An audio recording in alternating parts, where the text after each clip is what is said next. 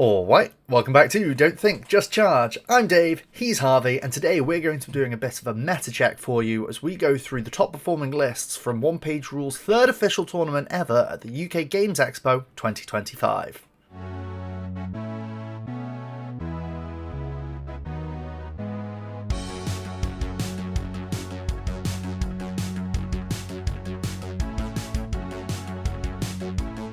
So the UK Games Expo 2025 hosted the world's largest ever one-page rules tournament, which was won by this guy over here.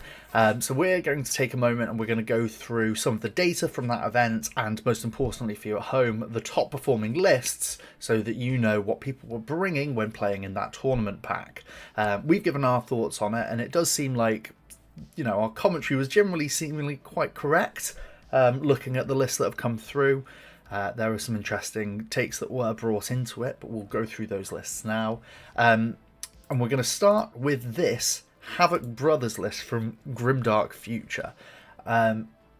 Before we do dive into this, it's worth just throwing up on the screen. Here is Harvey's winning Ghostly Undead list.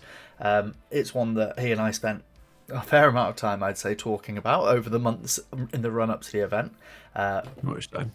Yeah. And so it was obviously very, very good. This was one of the lists that broke our rules. It didn't have Scout in it because that wasn't available to Ghost the Undead. We have gone over it in a previous video, so go back and have a look at our last video, I think it was, which is where we spoke about our experience at UKGE. Yeah, we'll put up a card. Ding! But for now, we're going to go and have a look at the 5-4-1 lists before just showing you what all of the lists were on the day and having a bit of a chat about that. Okay, so we've got a Grimdark Future Havoc Brothers list here, with some lovely, beautifully named characters coming through. I think this was this Jacques' list? I think it might be, yeah. Big shout out to Jacques. He does some fantastic stuff. Excellent player. He's named some of his big pieces. So we've got Tartarus, Talos, Decimus, and Maccabeus here. Very nice. Good work, Jacques. We're going to go through, but one of the things just to pick up on is do what I do at the start of looking at any list. Let's count the activations, which is that we've got, well, it will be Grimdark Future, so this is going to be 7. He has gone for the maximum number. For those of you at home wondering, the Army Forge rules put down this year were that if you were bringing an army from Grimdark Future, you had to use that Force Org. If you were using an army from Age of Fantasy, you had to use that Force Org. If you were bringing an army that could go across both, i.e. demons, you had to use the Grimdark Future Force Org. Let's have actually a bit of a chat about that now before we go on to the lists. Last year at UKGE, everything was locked to Grimdark Future, and you and I both agree that that was actually better. Yeah, I think definitely. The problem with you face when you have different force orgs is you're still playing on the same amount of points, right? And it's still balanced against each other, right? The different force orgs make sense in their own ecosystems, but when you combine together, all it means is that fantasy can go much wider. Yeah. And you still get a much wider army out of fantasy anyway, but you also get more activations as well. So yeah, I think it does tip it slightly in the favor of fantasy, because having to burn through another 3 persons activations is pretty difficult if they cap out. So yeah. Yeah. And you were sat on 9 with your ghosts, and that was really hard to burn through, especially with Undead rule and everything going on with the strengths of that list. It was really a hard nut to crack. And so, yeah, we feel that it did favour having a fantasy army. Let's have a look at the lists and see how the results actually shook out. So this is Jacques, as we said. It is Grimdark Future, so that's 1 point in the Grimdark Future column. I remember looking at his list at the beginning of the day and thinking, this is really good. I'm very glad to see that Jacques went 4-1 and did very well. At the top of the list, he's got a Harbinger of Havoc. Pardon me, a Harbinger of Havoc. So he has got 3... A Harbinger of Havoc. He has 3 units in the army that have got the Demon Rule. The Demon Rule very, very strong. Up to half of the units with this rule can deploy in Scouts. The other half can deploy in Ambush. So this gave him the flexibility to have Scout in the game modes where he needed Scout, and to have Ambush in the ones where he didn't. Massively powerful effect to have there. He's brought... If I'm guessing here as well, I would say that he probably always either ambushed or normal deployed Tartarus, his Harbinger, and probably always scouted the Demon Spawn. I think that's the split you go for there, isn't it, really? That you get your 2 scout units you need for the game modes where you need it. Yeah. And you just 125 points, cheap objective taker. Yeah, really is good just to have those, especially for that cargo carry mission where you're on a 6-inch deployment anyway. It's really strong to have those there. Yeah. And on top of that, they've got 6 toughness. We'll come on to it. They're good. So starts off, we have got in his list, we have 2 casters overall. The basic Havoc Brothers list, spell list that is, for Grimdark Future is a pretty strong one. Looking at the very top of it, you've got 2 enemy units take 12 within 12 take 6 hits each. We like that. You've got +3 to your AP, where you've got a lot of low AP units in your army. Really good versatility there. This is nice here because this lets you play into both fantasy and into Grimdark Future. Yeah. So when you're playing against the kind of like higher toughness GDF stuff, you can land your guys down, and I presume what he's using Tartarus for is he's going to be using it as a backup caster. So you land the Havoc Champion Decimus down, and you use Tartarus's points to pump him, and then he can do a bunch of spellcasting on the first turn. That would be how I would use this list. But what it means is if you can give your +3 to hit an AP to both Decimus's units and Talus's units, and then they're ready to go blow up a unit if it's 40k, if it's GDF, and otherwise then you can spend your tokens elsewhere, like on 2 sets of 6 hits instead, which is obviously much better into the fantasy matchup. Exactly. And the spell list doesn't just stop at the top there. We've got target model takes 2 hits with AP4, we don't care about that. But we have got 2 enemy units get slow, which is really powerful when people are playing the pick and carry objective game, or if it is the final rush onto the points game, if someone's deployed, just far enough away, then that can really get them there. It's a good spell list, and having 2 casters is very strong. So yeah, how we'd use Tartarus, this tough 6 ambush or scout model, he has got 2 A1 Blast 3 attacks, which is quite good. He is fear, so he can hold his own in combat, but I agree with you. I think if I were playing this, I'd be probably keeping him there to pump Decimus's spells. But he is no slouch on his own. No, and this whole list really benefits from the extra 3 AP.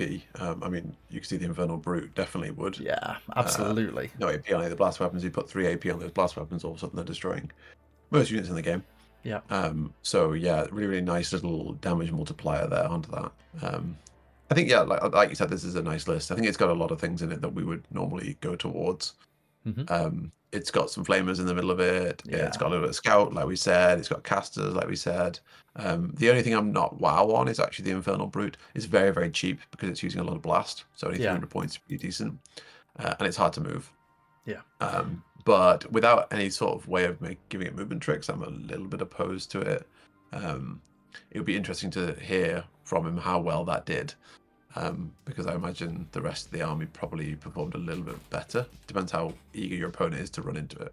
Yeah, you could, on a 4x4, screen it quite effectively, but I think that anything that gets in the way of it, unless people have brought designated chaff, it is just going to plow through them. I spent a lot of time looking at the Infernal Brute. I think this was pretty close to a list I would have ended up bringing if I'd have gone for this one. And the Infernal Brute was a big draw of the Havoc Brothers because those 4 blast 3 attacks on quality 3 are really, really reliable. It's overall, it's a very strong list. Interestingly as well, you've got 2 dedicated ambushing units. You've got the Talon Raptors and the Havoc Destroyers, both of which really powerful, effective ambushing units. And with the Talon Raptors, he's got a hero with War Chant, which means their Furious explodes on 5s as well as 6s. And they've got Rending. They're a really excellent unit with their flying to boot. Yeah, I think where this list suffers very, very low wound count. Yeah. If you ignore the brew, which I'd always recommend if you're playing against a list like this, then what do you really have in this list? It's not a lot, right? It's very easy to kill this list and ignore the brew. Even the spawns are only tough 6, and they're defense 4, so they die pretty quickly as well. So this is a very, very fragile list. The other part of this list I don't like is the ambush, really. Yeah, that was... Like, the ambush is nice for some of the game modes, for sure. Definitely base OPR. But I can imagine that this ambushing thing would have been a bit of a curse on some of the game modes. And you need these guys to ambush because they are very glass cannon, and you have a whole setup in a combo you're trying to do with them. So if you try and waddle them up the board, they're going to die before they get there. So I can only imagine that probably made the list much more difficult to play in the context of the tournament pack. Yeah. But Jacques was able to do incredibly well with it. 4-1 is an excellent result. Well done, Jacques. Yep. Let's move on to have a look at some more Havoc. We're going to go on to Sean's list now, and this is 1 point in the fantasy column. This is Havoc Warriors. Now, this one is, again, base Havoc Warriors, so not into the war discipline that we saw with my list, and with I know there was another list by Tom who ran that one as well. And we've actually, when we pull up the stats at the end, you'll see there's a lot of Havoc in both the Grimdark Future and the Age of Fantasy, in the sci-fi and the fantasy. Havoc was everywhere at this event. So let's go and have a little bit of a look into Sean's list. So because this was fantasy, we are expecting to see a few more activations. It was the 10 cap out. What are we looking at here? 1, 2, 3, 4, 5, 6, 7. Okay, so we're on 7, which, you know, it's still the maximum for Grimdark Future. I think 7 is a really good place to be at 1,500 points of Age of Fantasy. At the top of his list, again, we're on a tough 6 caster. This is a chosen Havoc Master. He's been given a demon mount, so he's not going in with the demonic guard knights we've got at the bottom of the list. He's running around on his own. He's fast, he's got impact, he's got 4 attacks, he's got the caster rule, he's hissing on 2s. Talk to me about what you think about this chosen Havoc Master.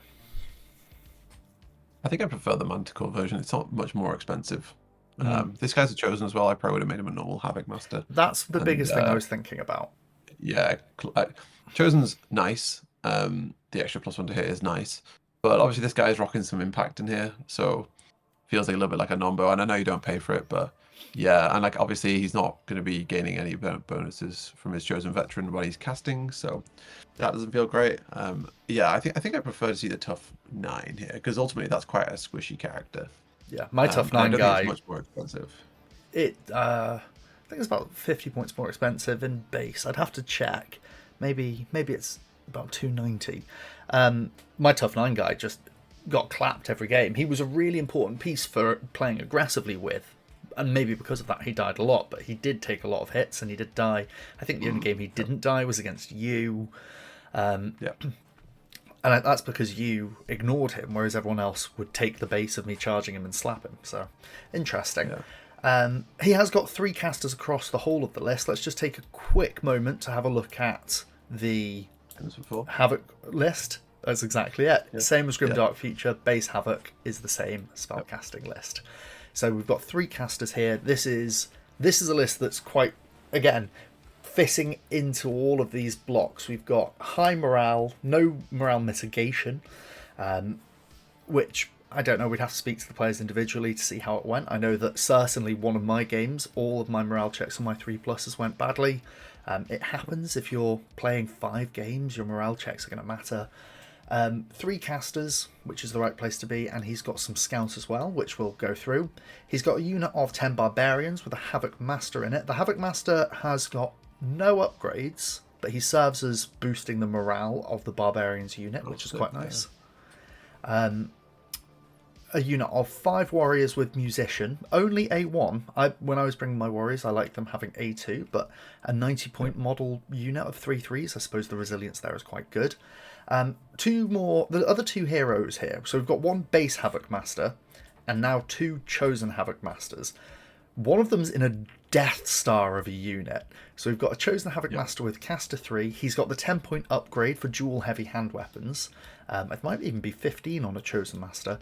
And he's in a unit of 10 chosen warriors with a banner and a musician and dual heavy hand weapons.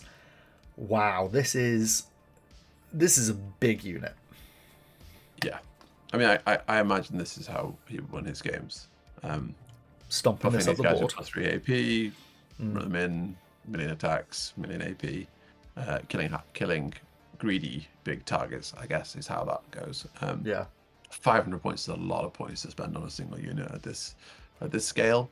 I don't actually know what opponents he played against, but this kind of thing I think would have suffered against some of the more shooty Grimdark Future lists, maybe the like slightly higher AP ones, because that's a really, really juicy target for them to shoot. You get a lot of value out of shooting that. So, but yeah, I imagine there was a lot of kind of grindy melee kind of games going on, and obviously a unit like that is very, very, very scary. Yeah. 3-up defense is actually very effective, and then with caster on top of that and the massive aggressive profile of it, yeah, I can see that working. Yeah, really. I mean, that just excites me. I wouldn't run it, but yeah, it's too much of a commitment as far as I'm concerned. It's a huge commitment. One of the things that I'd be really scared of seeing is playing that unit, which is 11 models, right, is a big piece of difficult terrain. Now, on the day, there was maybe one piece of difficult terrain on the board, on each board. The terrain pack that we were given to play on, that the organisers were given by OPR, it didn't have very much that lent itself to being difficult terrain. Yeah. Although you had an interesting chat with Ruben where walls were difficult terrain, you were saying afterwards. Yep. Which is an interesting way of playing, not one that I've thought of before, but why not? But yeah, so that's one of the things I think would have put me off playing this, because if there had been whatever 6 pieces of difficult terrain on each board, that would have really gummed up the Chosen Warriors. But there wasn't, and it paid off for Sean. It really clearly went well. So we've got a unit of Havoc Hounds, really nice cheap scout, and then we have a unit of Barbarian Horsemen. I think this is one of the things I didn't include in my list that you were saying, you really should. The Barbarian Horseman is very nice. 70 points for a fast unit with 5 impact hits. Can go, get an objective, can slam a load of 2-up hits into a unit if needed. It's pretty good. Yeah, I mean, this thing dies the second you look at it, but it's still impact's very efficient. And the way you're using this unit is you're not really engaging with stuff unless you're absolutely certain about it. It just plays the objectives on the side. So, yeah, not bad. And then another bit of a Death Star unit then. Another Death Star unit. Another third of his army. Yeah. Coming out here. Chosen Havoc Master, again upgraded for the 4 attacks on his dual heavy hand weapons, and it's got caster 3, and this one also is upgraded to be on a demon mount, so he's effectively got 2 identical ones here, and this one is embedded in the unit of Demonic Guard Knights. A big Death Star unit, but the nice thing here, you've got the tough mitigation. You can take 2 wounds before you lose a model. Powerful. Clearly went very well for him, and also importantly fast, which is kind of your substitute effect for those pick and carry missions where you need to get to the middle of the board quickly. Yeah, I think in terms of things I would have liked to see in this list, I don't know how Caster 3 performed, like 3 of them, but I would have liked to have seen maybe pulling back on all the Chosens, maybe back down to normal Havoc Masters, and then trying to find, I think Chaos can get advanced tactics, right? That's a they can get dark tactics. You had it in your list, right? Yeah, so dark tactics. I would have liked to see a dark tactics in this list. I think that would have really added an extra dimension to it and made that Chosen stack a bit more justifiable. Because if you can shove that 6 inches, then also it's very, very threatening, especially with Musician. Yeah. 19-inch threat range is enormous, and also would have helped with the difficult terrain thing. Yeah. So that's the tweak I'd like to see to this list. This is not really the direction I take list building in general, so I won't give any further feedback on top of it because I think this is maybe a stylistic choice. But I definitely think pulling on the Chosen and getting a Dark Tactics in here would be a big improvement. Yeah, I agree. I look at this list and I think that this is a really good list for the pack, and that's what I would have liked to see. That Havoc Master in the Barbarians, a trick I used and I like it. The Chosen Warriors is the one thing I don't think I have the stones to do, but if I were, it's very scary. It is very scary. It's high risk, high reward. I feel because if a Knight Brothers Flamer list had appeared and pointed a few heavy flamers at that thing, it would have been in for a world of hurt. But well done, Sean. Good list, and clearly an excellent day of games for you. Well done. Let's go on to my second anathema, love of my life, John. What a wonderful human being. Well done, John. This is our second place list for the day. He only lost to you in your 3rd round, I think it was. 4th round. He was your penultimate game. And I remember seeing this list when he shared it before the event and thinking that it was actually quite scary, and hell yeah, it was scary. the dwarves were out in force. So going through the list, he's got 2 units of coal miners with tunneler. Each of them comes out with a deadly attack as well, which he's got a sergeant in there. I can't remember if he was doing that on the sergeant in my game, but I think he was, yeah. Yeah, that's a really nice little combo to have there. So these are good just to drop into the backfield and pick up kills with, or gum up the board, or objectives later on. Really nice. He has got a champion. The champion is on top of his shield platform. He had a really lovely battle barge mini for this one. Into a unit of meat. Now, I underestimated, for the points cost, how chunky these little gits are. 10 Iron Warriors, it's only 160 points. A1 rending, a musician there for that extra bit of speed, but they've all got shield walls, so they're actually 3/2s. Yeah, I mean, with so Battle Eager, so this list, I mean, the miners I'm not a massive fan of, but I do think you need some sort of mobility in the army. So I think it's a bit of a, like, you have to take miners even if they kind of suck. Yeah. Because they give you play that you wouldn't have otherwise. The Dwarf Champion with Battle Eager and the Iron Warrior stack, like you said, these things are really scary. Rending kind of wins more combats than they probably should. Yeah. Having Def 2 is pretty good. You need some AP to punch these guys down, but then they have 10 wounds. So they kind of play both sides of the, like, they're like Chaffee, but with high def. Yeah. And cheap. Obviously, in the game I played against points. him. Yeah, cheap, definitely. In the game I played against him, Shield Wall doesn't work against spells. So that was a huge up for me, right? You're basically getting AP1 in your spells against these guys. So that's nice. Yeah, I mean, and then the rest of the list, so more Iron Warriors, more meat. This one with the caster in it. This unit kind of lingered back in our game. Oh, so for me, he pushed up my left flank. His first spellcast of the game, he went, I'm going to give everyone... Let's have a look at the dwarf list in a moment. I'm going to give everyone fast. And it went off, and I tried to then do a spell against him, and most of my spells failed. So he managed to get a huge speed burst. He's got a Rune Lord here for caster 2 with a Doom cart. His little hammer on the back for making it a total of caster 3. Let's have a quick look at the dwarves list. I think it is really good. We start out with one of our favourite spells. Target 2 enemy units, take 6 hits each. Really good, we've spoken about that. He's got the ability to give 3 friendly units flying. Now this one I'm not so keen on. We talked about this in the Orcs list. It's a bit overkill. We've got another enemy model, takes 2 hits AP4. We dislike that. But this one here, Battle Rune, quite important I think in the Dwarves list. And I found it was very effective against me. Yeah, I think so. This is kind of two parts of two sides of the same coin. This is a really important spell, but relying on this for this tournament pack, I think, is a mistake. Yeah. In the game me and John played, if he hadn't have got this spell off to around 1, he probably would have lost the game on the spot. You were playing it was him only on an the interesting game cargo because one. of that. Yeah, the cargo one, because he couldn't make it onto the objectives otherwise, and I would have picked up all 3 central objectives. Yeah. And that's really hard to come back from. So I think this is perhaps where the list struggles the most. It doesn't have any decent scouts in it, and relying on that spell plus Battle Eager to get onto the points is really risky. So yeah. Apart from that, like I mean, it's just kind of like a wide list. There's some decent stuff in here, right? Like you've got the Steam Suits. That's just like a big bulky unit, very similar to the Dwarf Champion and Iron Warriors. Very similar to the Champion and Iron Warriors. Yeah, hard to move for the Steam Suits. Yeah, more reliable AP is quite nice. And then the Marksman, the 2 units of Marksman, AP1 is nice. I find this style of unit where it's like 1 attack, AP1, it's just not quite aggressive enough, I often find. Like, yeah, they're only 155 points, but I find that oftentimes they just stood at the back, not really doing much. Yeah. And then when something comes near them, they just fold. So, yeah, I'm not a massive fan of the marksman in this list either, but I do think some shooting is good. But maybe Drake Marksman should have been where he went.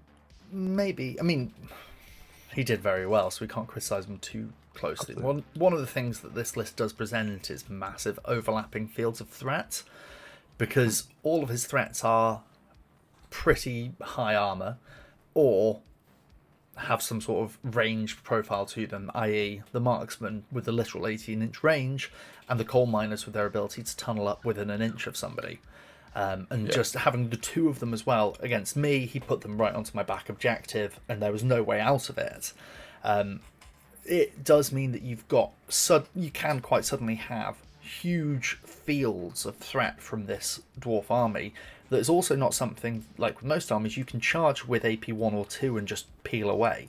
Those Iron Warriors, whenever I'd charge them and he'd be rolling 2-ups, I think I charged them with my War Shrine at one point and he lost one model. It was just really kind of that moment of going, oh god, this has gone horribly, horribly wrong for me. It's got a lot going on. I agree with you on the marksman maybe being Drake marksman. Yeah, the other thing I would probably change about this list is I think the dwarf champions embedded in the units, giving them battle leaguer, I don't think they're worth the points. I think they're quite expensive for what they're doing. And actually, the threat of the Iron Warriors comes from the Iron Warriors themselves without the champion being embedded in them. So I could probably see those points redistributed elsewhere. How many activations is this? 4, 5, 6, 7. So it's 7. Yeah, so I could see points being spread out a bit more wide, maybe a few more activations, because I find that the extra guy in the steam suits isn't changing their breakpoint for when they hit morale. Mm-hmm. So that's kind of like an awkward inefficiency there. By that, just nice. To explain to the people at home, you still have to lose 2 models to start doing morale checks, the same as if it was a unit of 3. That's what Harvey's talking about there.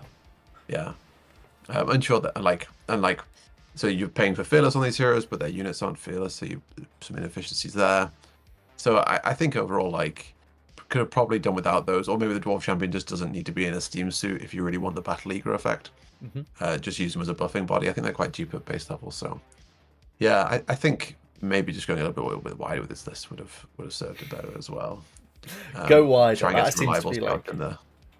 Yeah. Well, yeah. I mean, yeah, getting some rangers in here would have been decent for getting some scout in the list or so. Yeah. So you don't have to rely on that spell. But yeah, I mean, it was a hard list to move. Yeah, it was really tough. And Clay did very well. Yeah, he did very well indeed. Well done, John, our second place player for the second UK event. Let's go and have a look at Luke's list now. So Luke brought some Saurians. Luke made a joke a little bit before the event that he'd brought a Blast list, and we thought, oh, okay, interesting. What's he going to have brought with Blast? And when he said he'd had lizards, we thought, oh, he was winding us up. No, he's got quite a bit of Blast in here, actually. And it seemed to have done quite well for him. Again, we've got 2 casters, so mini lizards review here. Let's have a look at the list. Importantly, there's a couple of things. First of all, I've missed saying this is another point. This is now 3 points in favour of fantasy on the 4-1 lists, and only 1 Grimdark Future so far. So fantasy is definitely favoured here. The spell list for Saurians. Now, Saurian spell list is okay, I think, but having only caster 2 is a bit of a hamstring. It's a deep bugbear of mine that they're caster 3s and higher only on frogs. They're quite expensive. But let's go and have a look. So again, talking about our favourite spells, 2 units taking 6 hits. Really good. Transcend, 3 units get regeneration the next time they take wounds. I think for a buff, it's a bit OTT on 3 units at level 3. It depends what style of army you're playing, I think. This is in the Ghostly Undead list, and I made great use of it. I think it's a really, really solid way. Because regen, the cost of caster 3, versus giving regen to 3 different units. That's a good way of looking at it. It's not even close, right? It's very, very efficient to have that spell in your list. I'm sure it's only on a 50-50 and it's not every single round of the game, but most units don't need it for more than 1 round of the game. Yeah. And it's a pre-buff as well. You can put it on before the fighting starts, which is really nice. Yeah. So, yeah, I actually really like that spell. I think I'm happy to see that level 3. Okay, good. There we go. Regeneration's a good spell to see. Difficulty of them both, those 2 level 3 spells, is that you can only do them twice per caster because your caster's a caster 2. So there's a bit of a drawback there. Moving down the list, like dwarves, we've got, again, enemy model takes 2 hits with AP4. Third list we've seen with that spell in it. I'd be interested to know how many times that spell was cast across the day. We've got, like with dwarves, give something fast. And then also like with dwarves here, I'm pretty sure these are the 2 level 1 spells for dwarves. Was shooting, wasn't it? Oh no, yeah, same. No, the dwarves are the exact same. But I like these spells. We've got, as a level 1 damage, 4 hits. Really nice. Bottom 4 are all dwarf spells, aren't they? Literally, You they didn't say are. before. Everything Yeah. except for the regen is dwarf spells. Yeah. And This is the dwarf weirdly, spell list. I'd love to see regeneration in that dwarf spell list. Really hard to move that. Yeah, this is just a better spell list. But yeah. This is just a better spell list. But it's still an excellent spell list. 4 hits, really nice on a level 1 spell. If you've got... Oh, I hadn't even thought about it this way. Both of these casters have just got a 3-up, 12-inch A4 gun. That's nice. Yeah, basically. Yeah. Even better if you get them into melee. And then we've got target enemy unit gets -1 to hit rolls next time it fights in melee. Also really good. Yeah, just nice spell list. So 2 casters is a good place to be for this one. His first Gecko champion is not attached to any units. It's on a Dionicus, so it's got bounding and impact 1. That is kind of like bad fast, so a good way of getting those objectives in the first round, because you only needed 15 inches of movement, I think we calculated it as, to actually make it from your deployment zone to those objectives. So fast was enough, so yeah. Fast inches it must have been. Yeah, I think it was 15 inches, so a high roll on this gets that champion onto an objective, which is nice.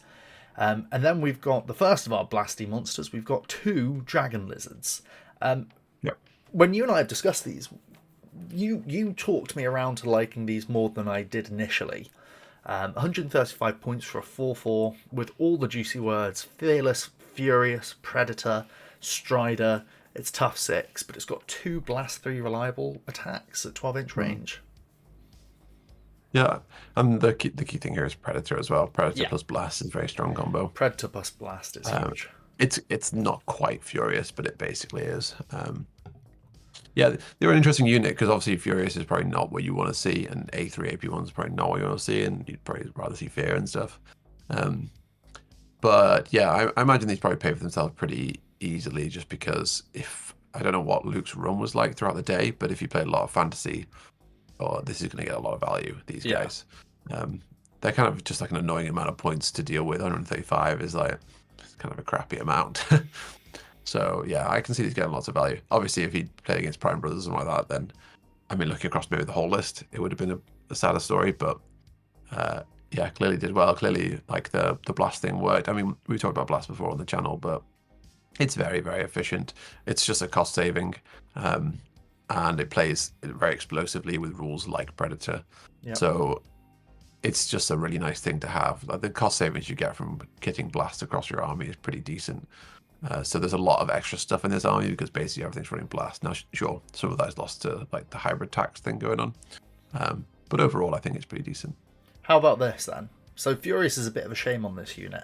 How about we discount 5 points, take off Furious, and instead give you 6 inches extra range on that blast, because we've now got a Spike Lizard for 130 points. I'd have wanted more of these. You can have up to 3 of any one unit in your army. I'm interested to know why... Oh, sorry, an extra defense point as well. I'm interested to know why Luke did this split rather than more defense 3 guys. Because you've fallen for the classic flamer trap of not noticing. Oh, it doesn't have reliable. There we go, that's why. Classic flamer. You see blast and you think that's a flamer. Yeah, that's the reason why these guys are half as offensive, really. They got the extra range, but yeah. I imagine that explains it. He's actually got 5 points spare, so I'm kind of surprised it wasn't just triple Dragon Lizard. But I suppose having one of these guys that goes on a 4+, yeah.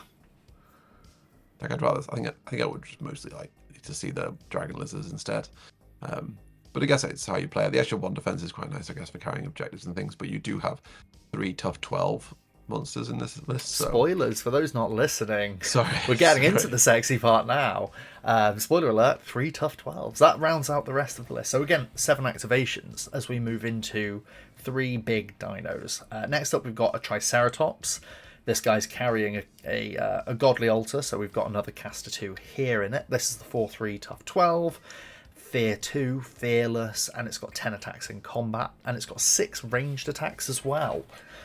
Now, I don't like this. It just doesn't do anything as well as I want it to. No, it's a really beefy caster is basically what it is, and it's only caster 2.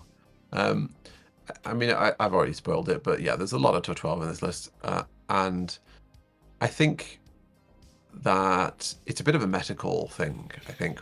Very, very cheap tough 12 plus blast. So you're basically paying more for your tough 12, but you're paying less for your attacks.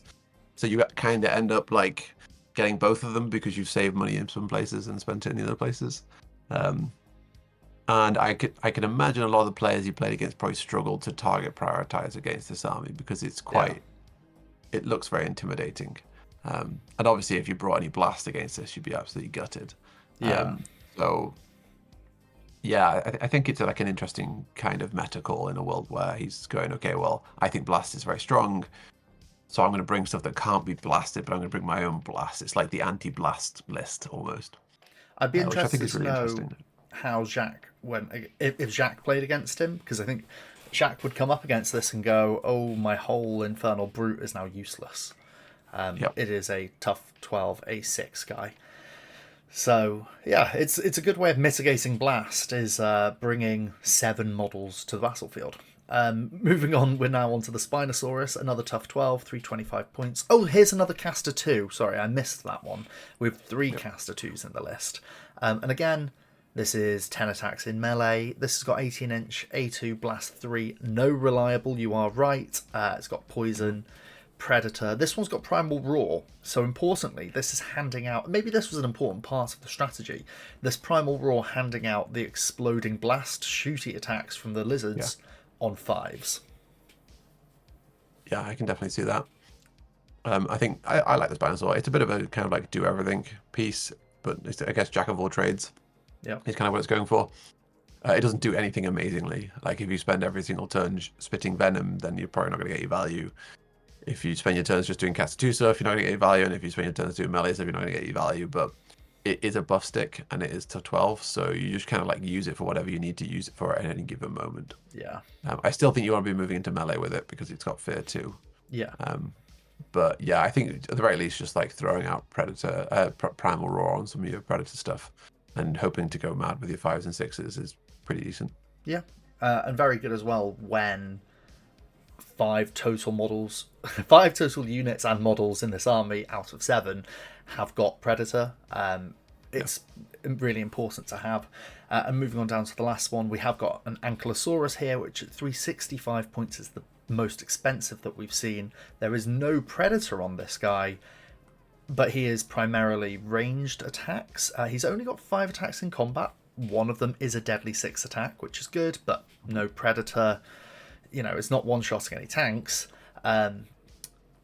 Maybe an APC. But then the Solar Beam, quality 4 for blast, 3 AP2 shots, but no Predator. This one's probably the biggest feels bad of points, I'd say. Yeah, so if you look at like the Def 2, Tough 12, pretty decent spread of weapons, I guess, some nice stat lines, you think it would be pretty good. I think unfortunately quality 4 is just what like shafts this guy pretty bad. Yeah. This is a bit like a tank in that quality 4 is just so disappointing to see on it, because yeah, it really is. if you sit back and shoot your solar beam, you are hitting 3 hits a turn, which is not enough to kill a 10 stack unit by the end of the game. Like you'll just about do it, assume they all would. So you have to be moving up the board with this thing, and it's very, very defensive, and it can kind of do the tail strike thing. I don't know if this. I'd like to know how this performed, but I would imagine this would have been better spent on a different big stompy monster.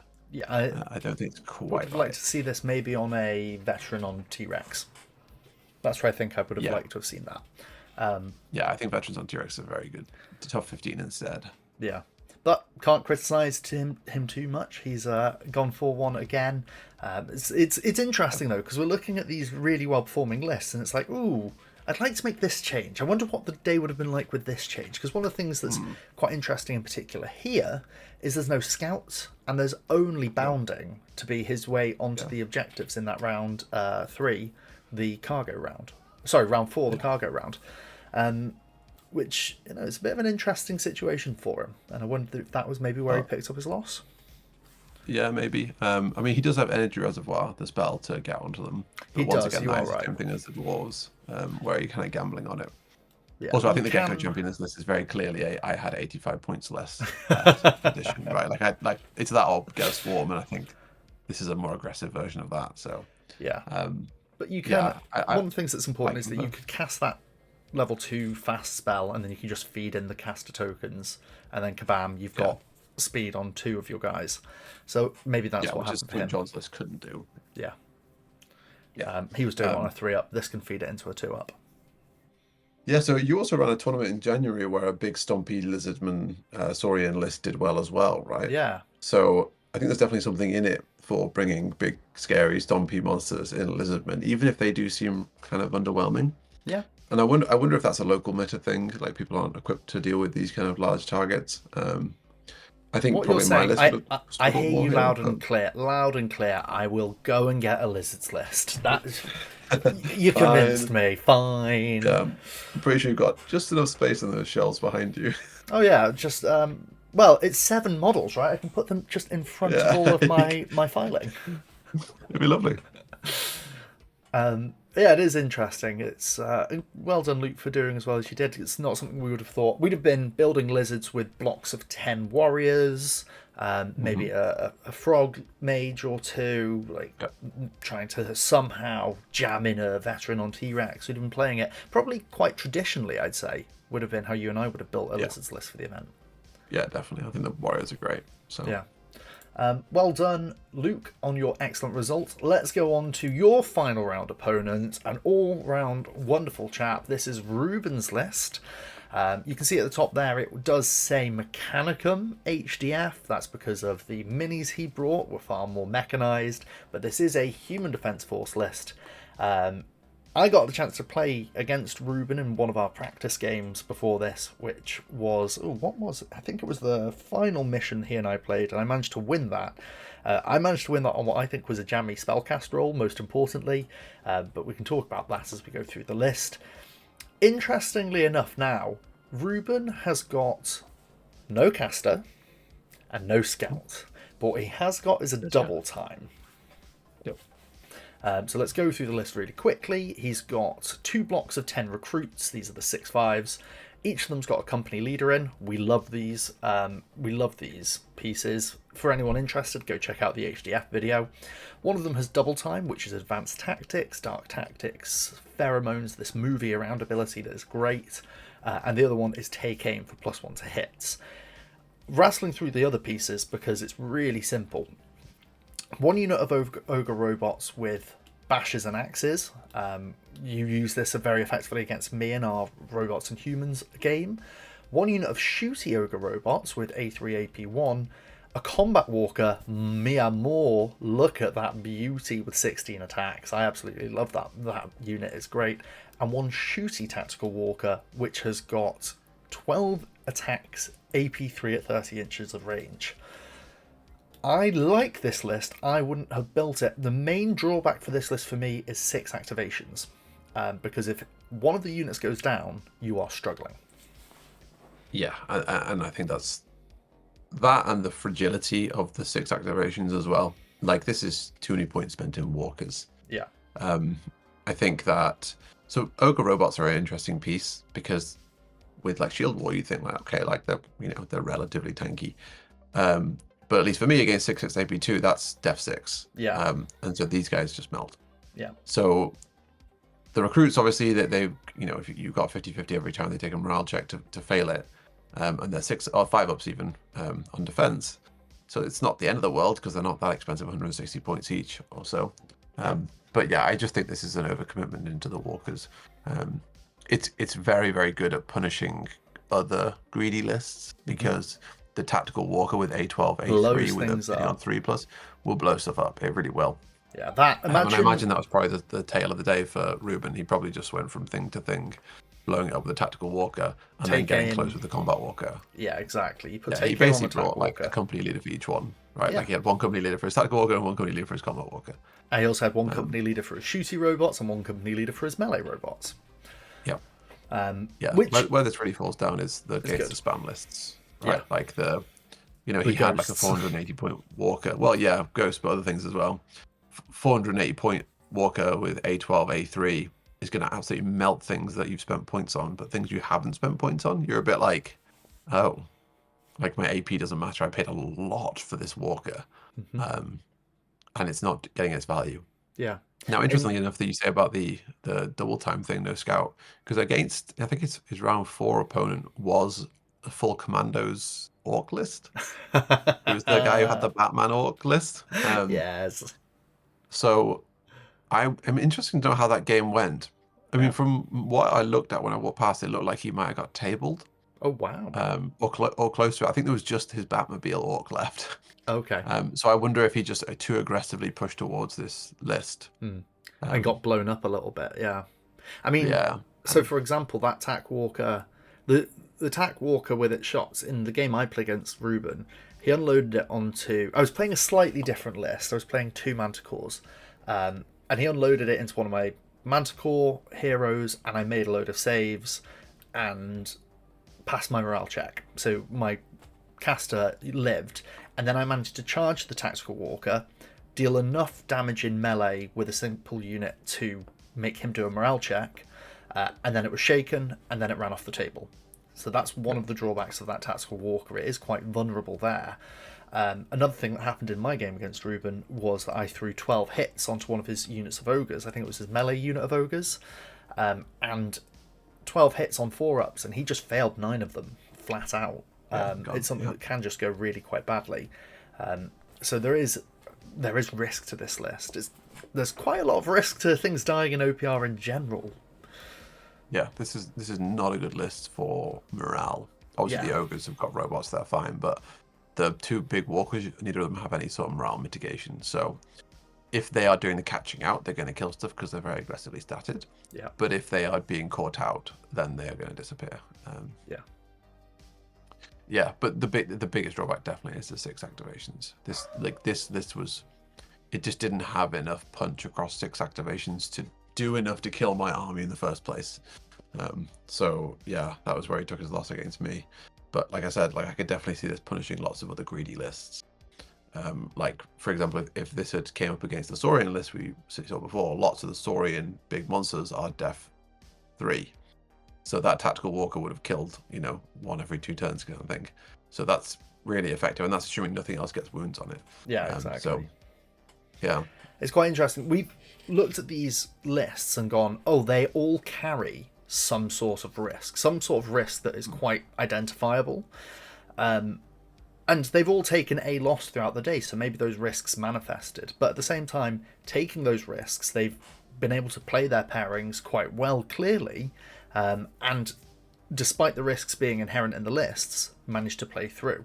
One of the biggest things I think is kind of impressive here is only one of these lists had morale mitigation. Yeah. Only the Saurians, other than the Ghost one, of course. But then this is actually a good point maybe to go on and contrast your 5-0 list, right? So what is the risk for this list? The risk for this list is no scout, but that risk is offset by 2 fast units. Then everything else comes about that the thing we always say, right? You don't interact with the other risks of the game. Morale doesn't bother you.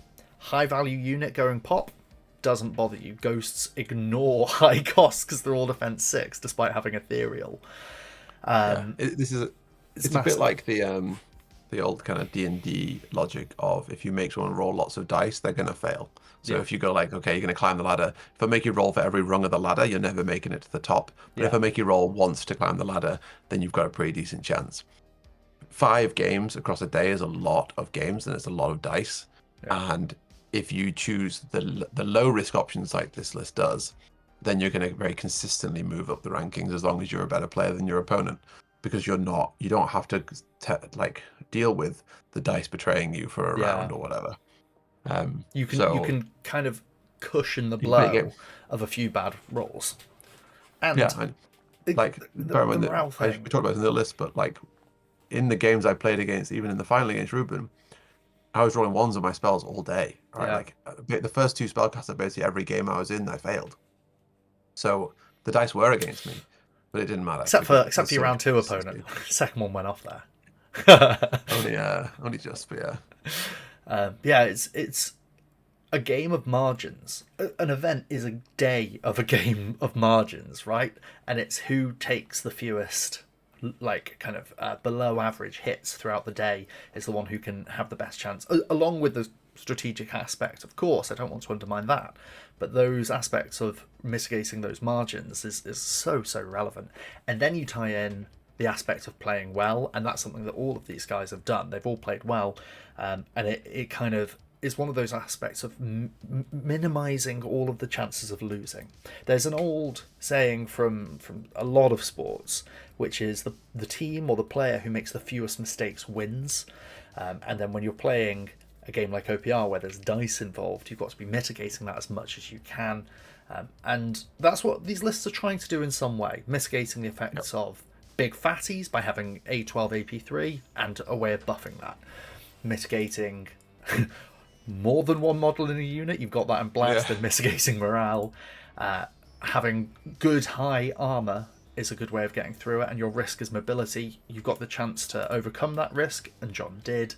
And then for the Havoc brothers, it is really, I think, quite in the morale sense of things again here, but they've got quality 3 up, so you can overcome that on average, which is nice. And the ghosts just do everything. Play other water lists. Yeah. So where Havoc rely on their ability to kill things, ghosts rely on their ability to not die to things. Yeah. This list doesn't really kill things. Well, it still kills things quite well. You've got the 2 blocks of 10 fast Strider impact, and then you've got the 3 casters with 6 hits AP2. But you compare that to basically any other list in the game, and stacks of ghost swords aren't the one. But regression, either more banshees really. But so overall, then the top 6 lists was a 4-2 split, was it? 4-2 split. Fantasy versus GDF, and that's the right. overall splits. Let's go on and have a little bit of a look. So here is the split for the day. Now, interestingly, we have, across the whole event, we've got 19 Grimdark Future armies versus 13 Age of Fantasy armies. There is an asterisk on this. We've got 2 Demons list in here. The Demons lists had to be done under the Grimdark Future Force Org, so that is 7 units, no more than 2 of any one particular unit, and maximum 3 heroes. They were forced into that. But I think that mostly this reflects the collections that OPR players have. Yeah, I think if you went and looked at the survey, it's very likely you'd see that the split is something like 19 to 13 between playing Grimdark Future and playing Age of Fantasy. Yeah. I think the really important thing about looking at this list is 4 lists made it into the top 6 for Age of Fantasy, and there are only 13 of them. So you've got like just shy of a 1 in 3 chance of making it into the top 6, but basically just showing it with an AOF list, right? Yeah. And if you're a decent player, you've got even better odds than that. This style of tournament, you get your own Valve Force Org and 1,500 points, clearly favors Fantasy, I think, based on that. It also tells a bit of a damning tale about the poor Eternal Wardens and Ratmen, of which neither of them managed to get a list in the top 6. Yeah. Whereas all the other ones basically featured. Eternal Wardens. Sorry for Eternal Wardens fans at home. I'm a massive Eternal Wardens fan for the models that can be used as Eternal Wardens across all of the producers out there. My War Disciples were primarily the Games Workshop Stormcast Eternals list. So I just use them as Havoc because I love the minis, but the Eternal Wardens list sucks. It really does. We can you did rant quite a lot about of that playtesting another with day. Eternal Wardens, right? I did, yeah, I did. I maybe did 10 or more games of playtesting with Eternal Wardens. But they're so strapped by having everything being quite expensive for what you get. Their cheapest unit is 75 points for 5 4/4s with Fearless, which 5 wounds on defense 4 really hurts. Like, it doesn't matter that you've got Fearless on that unit because you are losing 50% of them to any hit, right? Any one hit has a chance, half a dice's chance of killing it. That sucks. And then you go on to the other guys where your average defense is defense 3, which is good, but because they're all locked into tough 3, your battle damage output is varied, and defense 3 is not good enough for the points cost and the damage output you're getting. That's just it with Eternal Wardens. Yeah, they just blow up. I think most of the time they're no tankier than anything else, unfortunately. Yeah, exactly. And then in terms of like split of armies that we see in general, there's a lot of Havoc split across the both sides of it. I think that's pretty apparent. If I'm going to classify the Havoc as a 3+ army, because primarily it's got a quality 3+, right? I'm going to put dwarves into that one as well, and let's just do a little bit of a tally of things that I would put into a 3+ army bracket. So we've got Wolf Brothers there, Havoc Brothers, Saurians I'm not putting there, but they are fearless.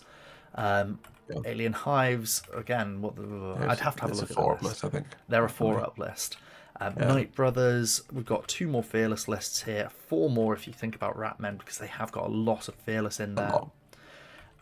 Lust Demons are a no. Saurian Starhost are fearless. High Elf Fleets is neither. It's a 3-up army, right? That's a 3-up army. Would you put that as a 3-up? Okay, cool. They can be. Yeah, that's a 3-up in that. They can be a 3-up army. Prime Brothers again. Dwarf Guilds. It depends on the list. You can play a 3-up playstyle, but I think mostly not. Same with ED. But yeah. I'm going to put. Let's see. So if we do it this way, I'm just going to put a few columns in here. If we do 3. Yeah, while you're going through that. The other thing of note here is we've got 3 HDF lists and 3 Orc Marauder lists. I think they're the 2 most common in the GDF thing. That's not that surprising. Orc Marauders just got a new release. I think Orcs in general are quite popular in Games Workshop land. And HDF obviously had its release relatively recently as well. And also is a strong list. It's got lots going on it, very flexible.